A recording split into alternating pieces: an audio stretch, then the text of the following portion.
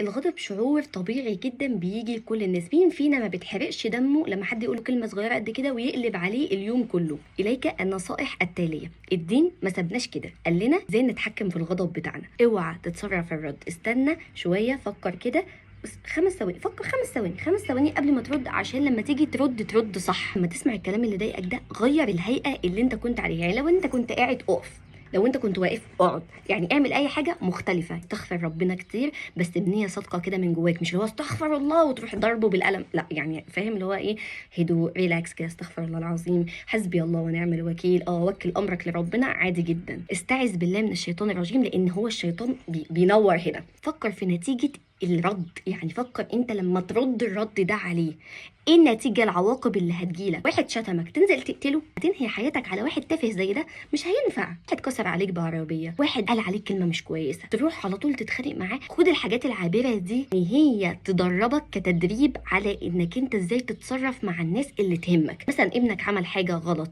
انت لو دايما سريع الغضب كده وبتروح تهجم على الناس، انت ممكن تموت ابنك، ممكن تعمله حاله نفسيه، ممكن تجيب له عقده. الحاجات العابره اللي الناس مش مهمه بتعلمني ان انا اتدرب على التعامل مع الناس اللي تهمني، وبكده تكون عرفت ان